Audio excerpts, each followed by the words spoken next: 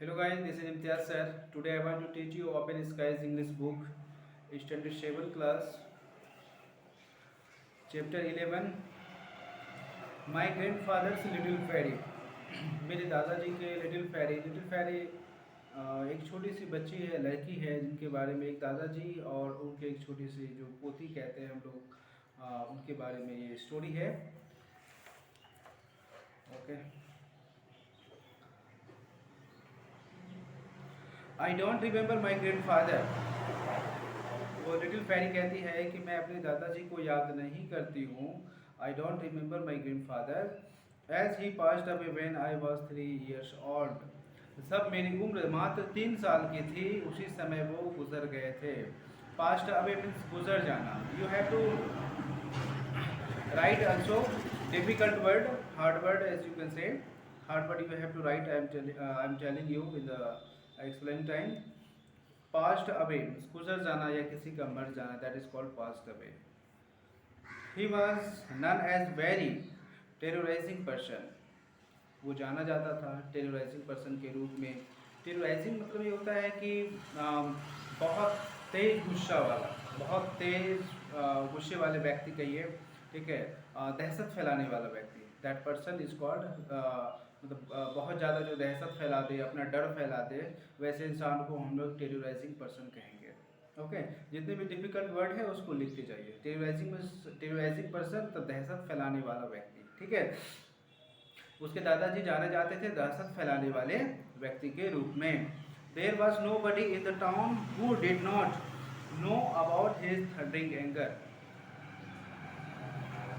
ऐसा कोई व्यक्ति नहीं था शहर में जो उसके गुस्सा को नहीं जानता था।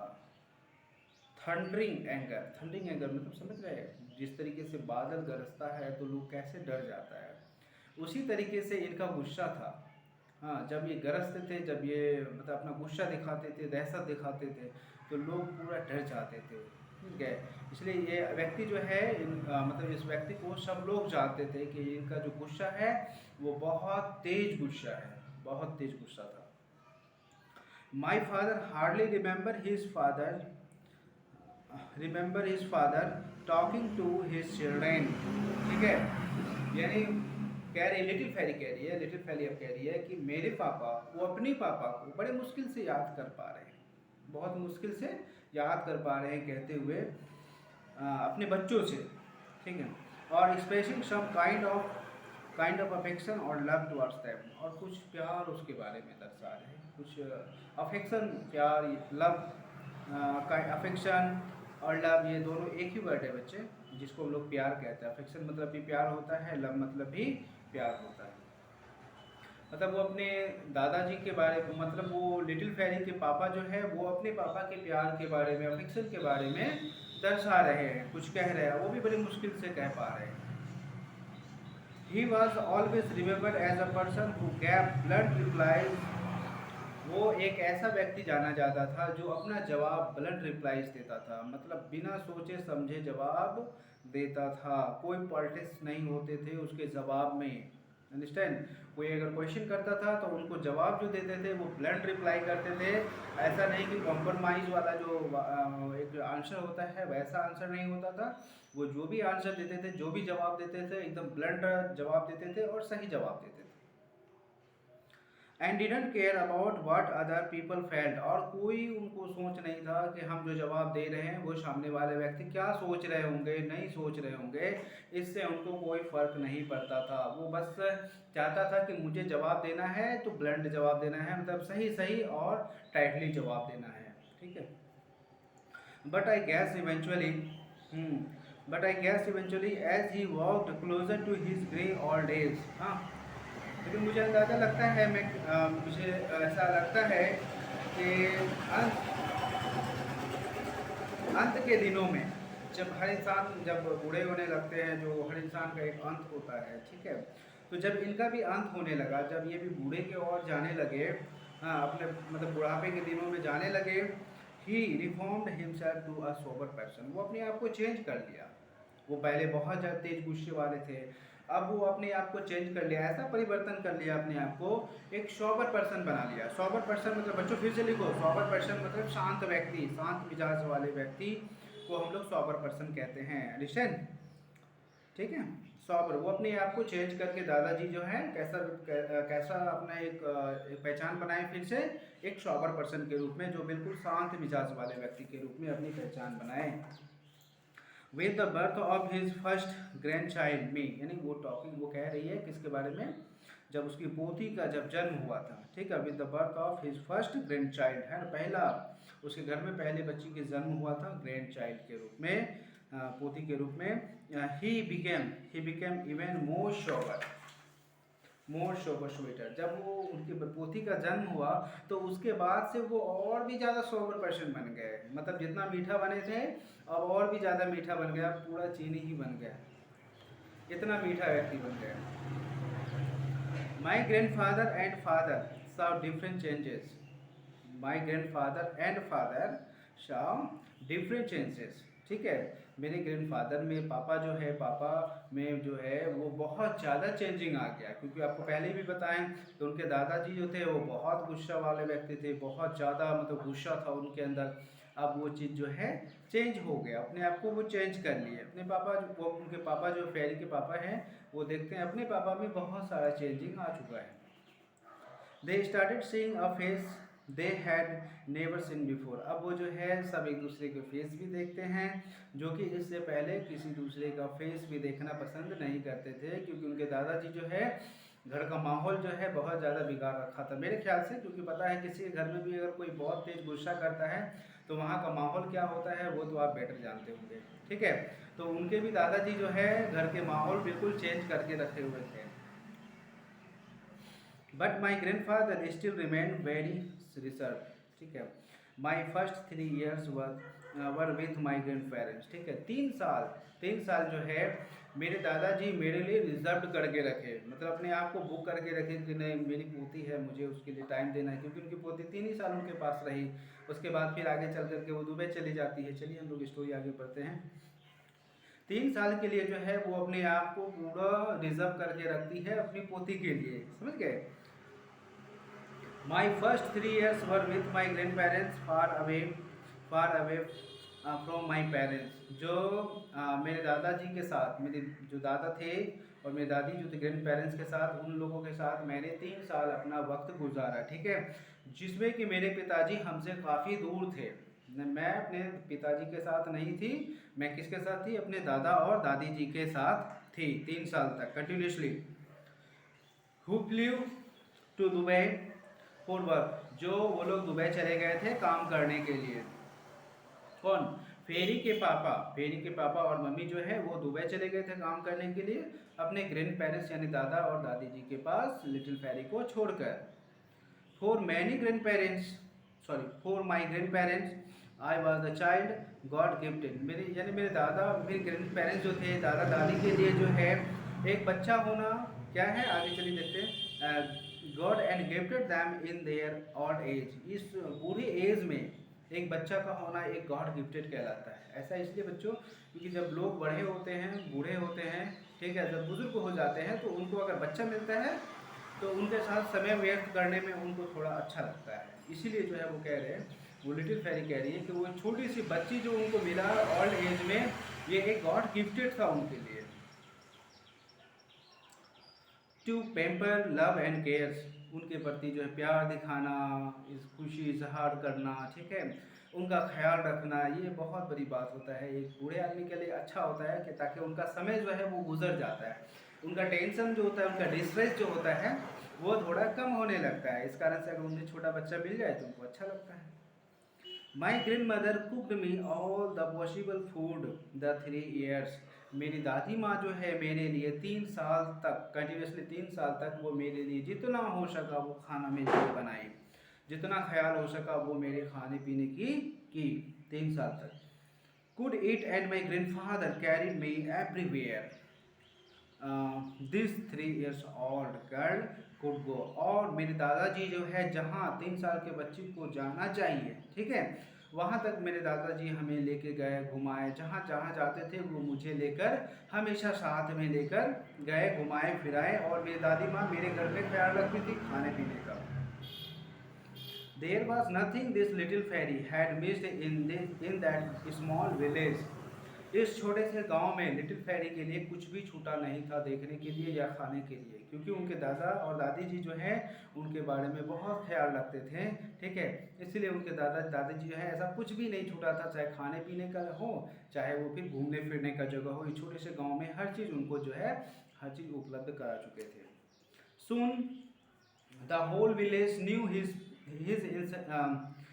इंस्पेरेबल grandfather and great daughter duo. ठीक है, क्या कह रहे हैं कि बहुत जल्द जो है पूरे गांव के लोग समझ गए थे ये दादा, वो क्या कहते हैं ग्रैंड पेरेंट्स से दादा दादी जो थे और उसके बच्चों का जो प्यार था वो एक गजब, मतलब सब इतना प्यार कर रहे थे एक दूसरे से कि ये जो एक चर्चा होता है गांव में वो पूरा फैल चुका था।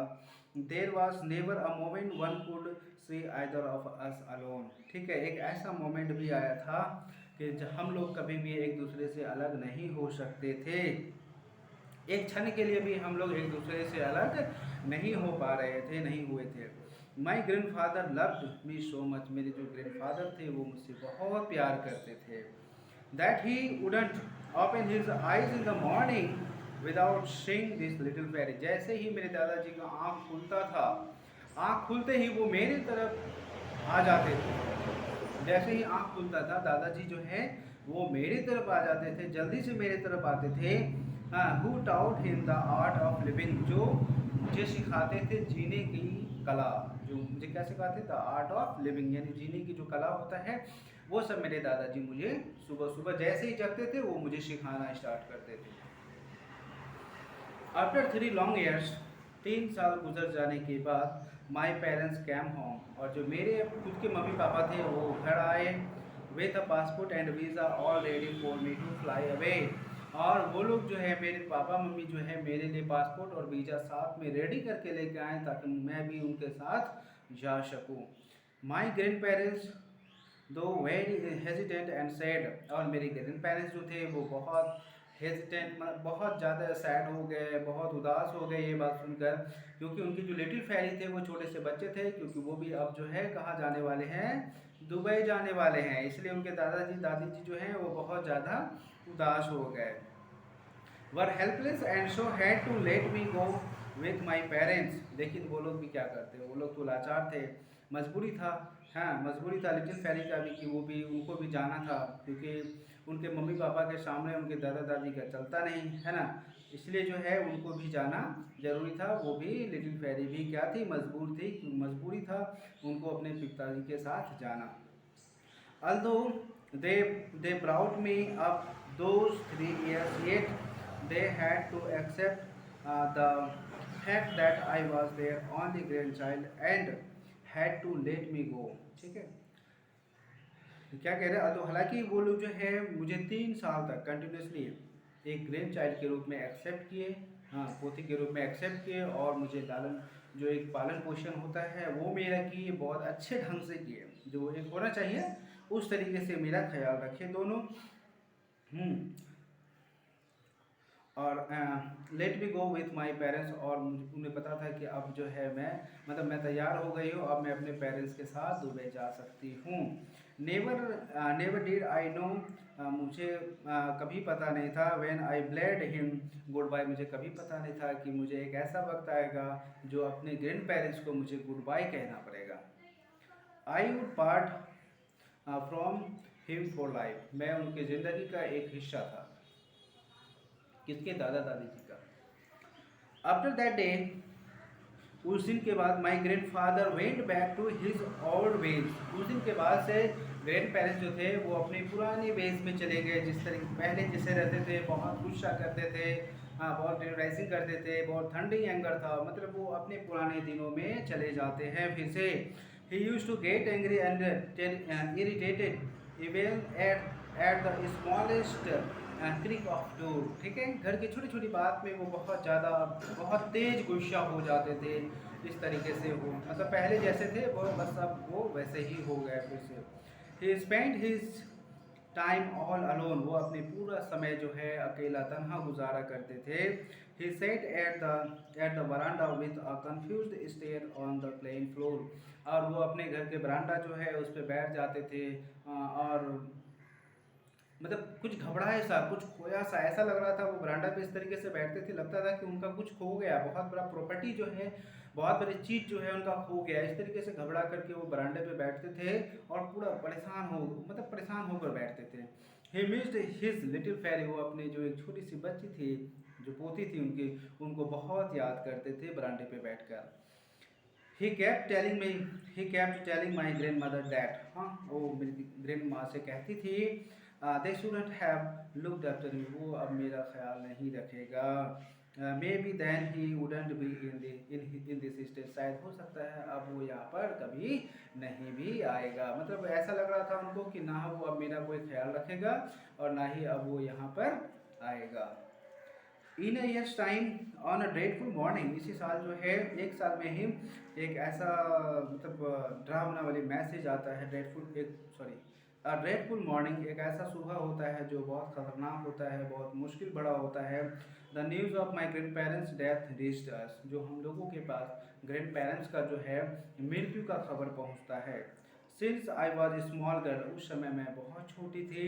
The reality of death was too complex for me to comprehend, उस समय मैं बहुत छोटी थी, उस समय मेरे लिए डेथ का समझना जो है थोड़ा मेरे लिए बहुत ज़्यादा मुश्किल हो जाता था, मेरे लिए जटिल काम था।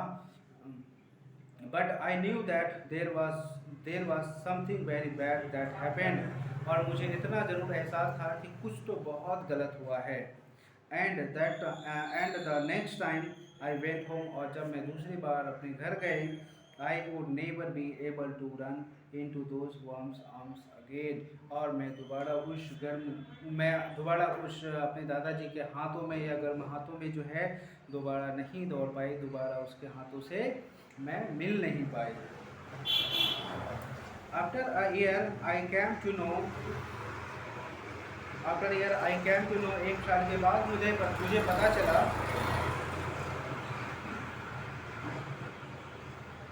After a year I came to know, एक साल के बाद मुझे पता चला, that my grandfather had donated both his eyes to see blind people, कि मेरे दादाजी जो है वो अपने दोनों आँखों को डोनेट कर चुके हैं एक ब्लाइंड यानी एक अंधे व्यक्ति के लिए।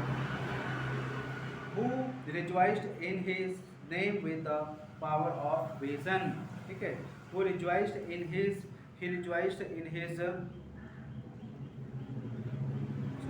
who rejoiced in his name with the power of vision, ठीक है। आपको पता है जब आप किसी को मदद करते हैं तो सच में कहीं उस समय बहुत ज़्यादा खुशी अंदर से महसूस होता है। हाँ, वो इसी चीज़ को फील करने के लिए जो है वो अपने दोनों आँखों को जो है डोनेट कर दिए थे, ताकि कोई ऐसा व्यक्ति हो जो इस दुनिया को देखकर खुश हो सके।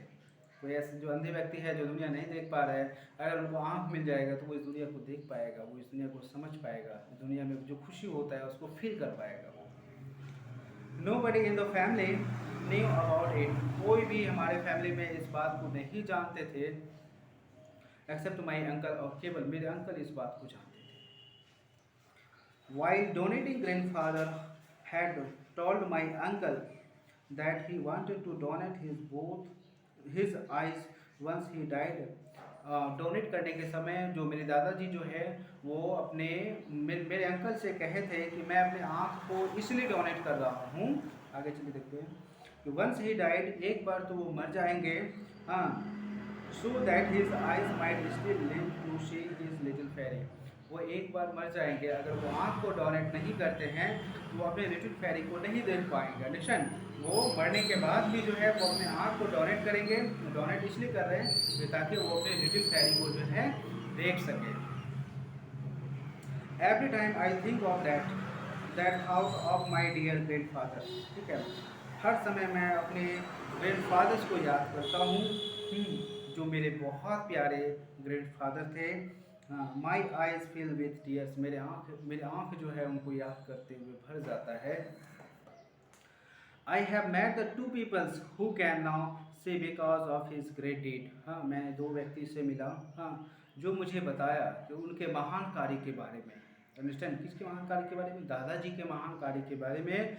दो I don't know them yet those eyes do smile at me. हाँ, मुझे पता नहीं था कि उसके आँख जो है अब भी मुझे देखकर स्माइल कर रहा है, क्योंकि वो आँख जो है इसलिए डोनेट किए थे ताकि वो अपने लिटिल फेरी को देख सके हमेशा हमेशा के लिए। इफ़ माई ग्रैंड फादर, अगर मेरे ग्रैंड फादर, मेरे ग्रैंड फादर जो मेरे, अगर मेरे दादाजी who was a very rude and reserved man in others I could do it. अगर दूसरे कह रहे हैं, उनकी पोती कह रही है कि अगर मेरे दादाजी अगर बहुत गंदे होते, बहुत गंदे नेचर के होते, तो क्या वो ऐसा करते, मेरे लिए अपने आँखों को डोनेट करते, किसी को हेल्प करते? ऐसा बिल्कुल भी नहीं। I think all of us can do it. हाँ, मेरे ख्याल से हम लोग भी ये काम कर सकते हैं। डोनेट योर आइज़, अपने आँखों को डोनेट कीजिए, दूसरे को दीजिए जिसकी आँख नहीं है। You can make many witness the words of love. आप बहुत से विटनेस मीन्स गवाह, ठीक है, आप बहुत से विटनेस बना सकते हैं प्यार के, ठीक है। Okay, this story finished and I thank you for watching my video.